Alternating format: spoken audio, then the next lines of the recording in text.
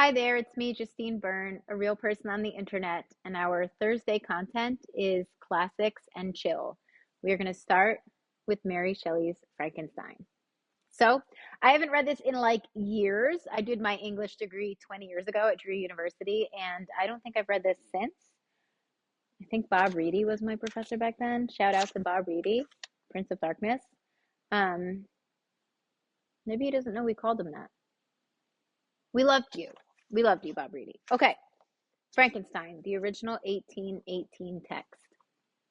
So as you know, 2026 is my year of content, and I've thought of like cute and cool things to do each day of the week to keep the content going, and we're going to iterate. We're going to find out what works as we go forward, but Thursdays is classics and chill. So without further ado, the 1818 text of Frankenstein, volume 1. I guess Mary Shelley had like a moment and she like rewrote some of it later on, and there's a later edition later in her life, but I like to go with the original. I think there's something very raw about that for artists. um I don't think you should rethink art after it's out of you. I really liked Stephen Hero more than I liked Portrait of the Artist, so here we go.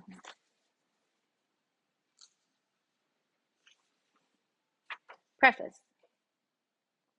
The event on which this fiction is founded, there's Violet, has been supposed by Dr. Darwin, some of the physiological writers of Germany, as not of possible occurrence. I shall not be supposed as according the remotest degree of serious faith to such imagination. Yet, in assuming it as the basis of a work of fancy, I have not considered myself as merely weaving a series of supernatural terrors. The event on which the interest of the story depends is exempt from the disadvantages of a mere tale of spectres or enchantment. It was recommended by the novelty of the situations which it develops, and, however impossible as a physical fact, affords a point of view to the imagination for the delineating of human passions more comprehensive and commanding than any which ordinary relations of existing events can yield. I have thus endeavored to preserve the truth of the elementary principles of human nature, while I have not scrupled to innovate upon their combinations. The Iliad, the tragic poetry of Greece, Shakespeare in The Tempest and Midsummer Night's Dream, and most especially Milton in Paradise Lost, conform to this rule, and the most humble novelist who seeks to confer or receive, she's going to benefit from learning classic literature. Amusement from his labors may, without presumption, apply to prose fiction a license, or rather a rule, from the adoption of which so many exquisite combinations of human feeling have resulted in the highest specimens of poetry. The circumstance on which my story rests was suggested in a casual conversation. It commenced partly as a source of amusement and partly as an expedient for exercising any untried resources of mind. Other motives were mingled with these, as the work proceeded. I am by no means indifferent to the manner in which whatever moral tendencies exist in the sentiments or characters it contains shall affect the reader. Yet my chief concern in this respect has been limited to the avoiding of enervating effects on the novels of present day, and the exhibition of amiableness of domestic affection and the excellence of universal virtue. Boy, did they write in the 19th century.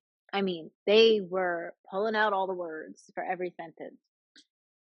The opinions which naturally spring from the character and the situation of the hero are by no means to be conceived as existing always in my own conviction, nor is any inference justly to be drawn from the following pages as prejudicing any philosophical doctrine of whatever kind. That was literally the Mary Shelley version of like, my thoughts are my own. It is a subject also of additional interest to the author that this story was begun in a majestic region where the scene is principally laid in a society which cannot cease to be regretted. I passed the summer of 1816 in the environs of Geneva. The season was cold and rainy. In the evenings, we crowded around a blazing wood fire and occasionally amused ourselves with some German stories of ghosts, which happened to fall into our hands. These tales excited us in a playful desire of imitation. Two other friends, a tale from the pen of whom I would be far more acceptable to the public than anything I could ever hope to produce, and myself agreed to write each a story founded on some supernatural occurrence. The weather, however, suddenly became serene, and my two friends left me on a journey among the Alps and lost in the magnificent scenes which they present all memory of their ghostly visions. The following tale is the only one which has been completed. Okay, Mary. A of all, she was like 18 years old or like 22 years old. B of all, this was not just like two friends. It was uh, Percy Shelley and wait, let's ask.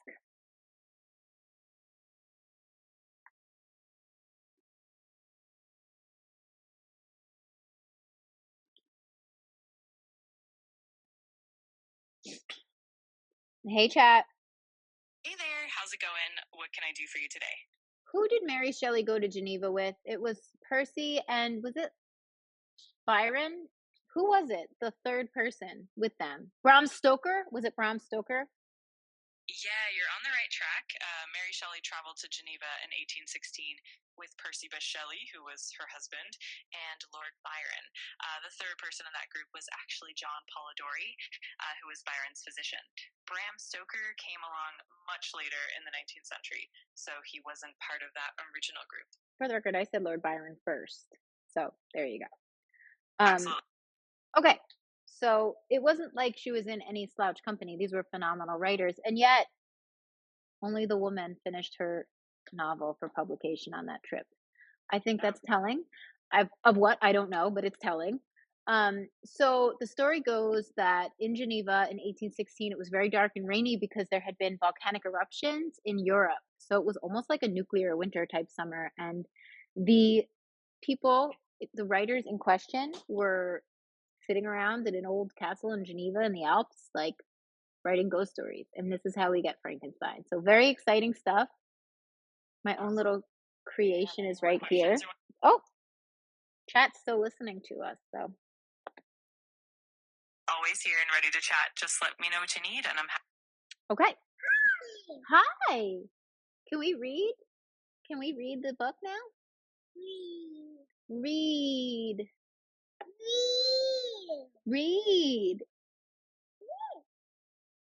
I remember starting the series Classics and Chill during the pandemic when I was just solo in my home. This is different. And Mary Shelley mentions Milton's Paradise Lost in her prologue, and she quotes it in the first page. She says, "Did I request thee, Maker, from clay to make me man? Did I solicit thee from darkness to promote me?" I am currently a student of theology, and we talk a lot about Adam being ha-adamash, made from clay, and that being one of the fundamental aspects of being a human is having been made from the stuff of earth. So, interesting quote. Ready? Letter 1. Oh, it's a series of letters. I can't remember anything about this book. 20 years is a long time. And also, I lost all of my memories in the last 2, I think. To Mrs. Saville, England, St. Petersburg, December 11th, 17 blank. You will rejoice to hear that no disaster has accompanied the commencement of an enterprise which you have regarded with such evil forebodings.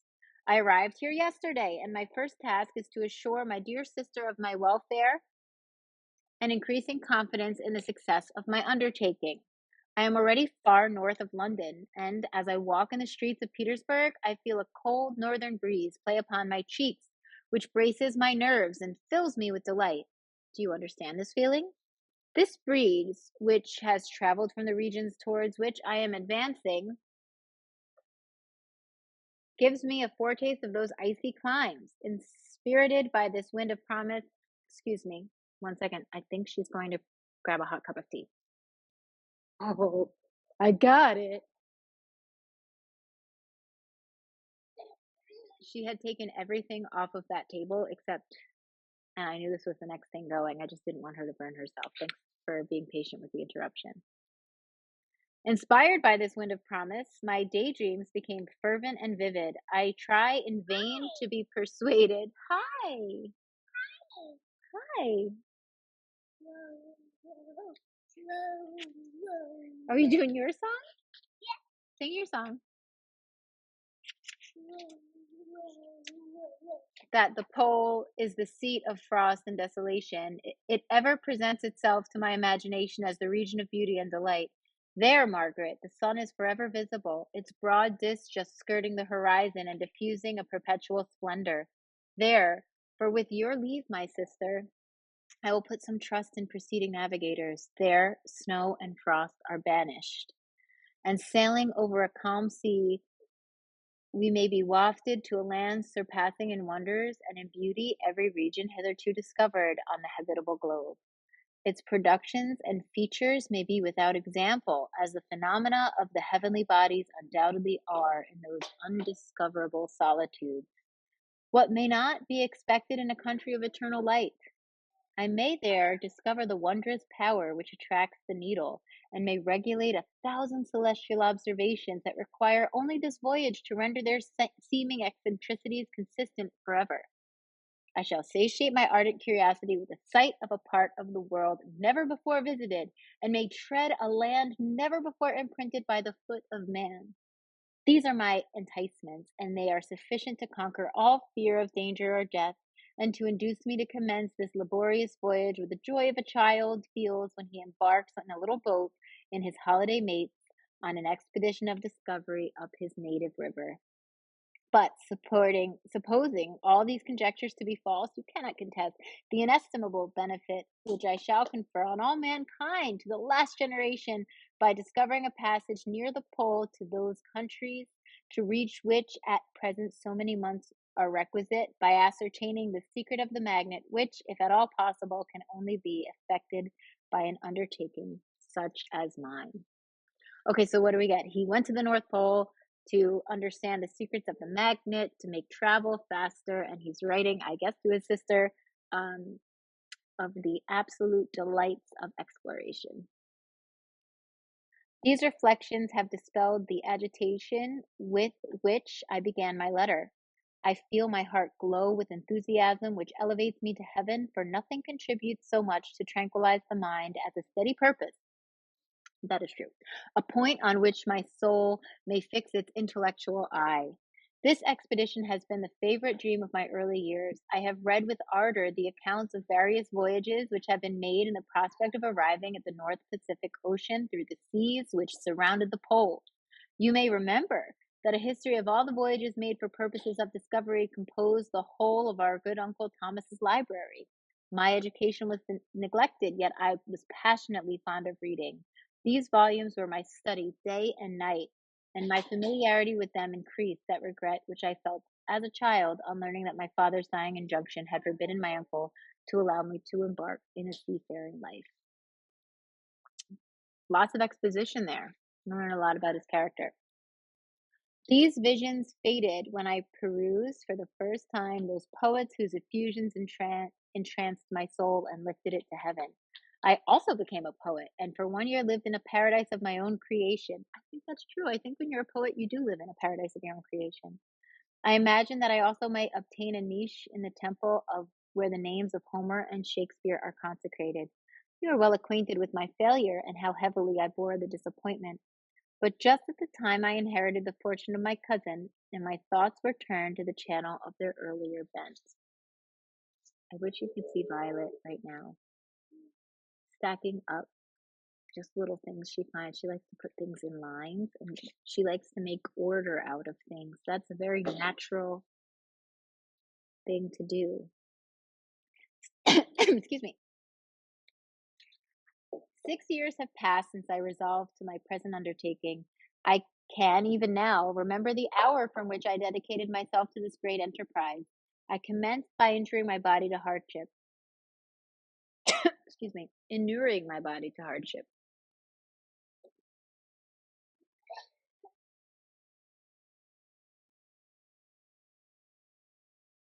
So he commenced by inuring his body to hardship. I accompanied the whale fishers on several expeditions to the North Sea. I voluntarily endured cold, famine, thirst, and want of sleep. I often worked harder than the common sailors during the day and devoted my nights to the study of mathematics and the theory of medicine, those branches of physical science from which a naval adventurer might derive the greatest practical advantage. Cinematography by my 1-year-old.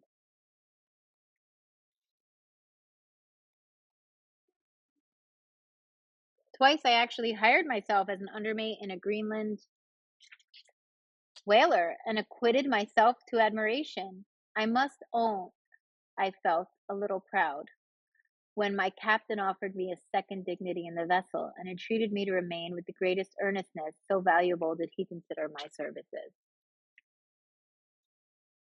And now, dear Margaret, do I not deserve to accomplish some great purpose? My life might have been passed in ease and luxury, but I preferred the glory to every enticement of wealth placed in my path. Oh, that some encouraging voice would answer in the affirmative!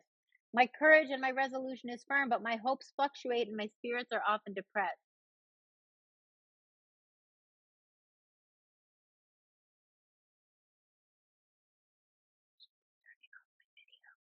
We're going to finish this one piece and we'll save it for next week. This most favorable period for traveling in Russia. They fly quickly over the snow in their sledges, and the motion is pleasant, and in my opinion, far more agreeable than that of an English stagecoach. The cold is not excessive if you are wrapped in furs, a dress which I have already adopted, for there is a great difference between walking the deck and remaining seated motionless for hours, when no exercise prevents the blood from actually freezing in your veins. I have no ambition to lose my life in the close road between St. Petersburg and Archangel. Somebody wants some grapes. Apple? Apple? Apple.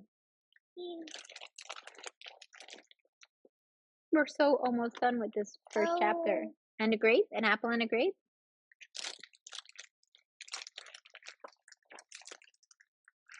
I shall depart for the latter town in a fortnight or 3 weeks, and my intention is to hire a ship there, which can easily be done by paying the insurance for the owner, and to engage as many sailors as I think necessary among those who are accustomed to the whale fishing.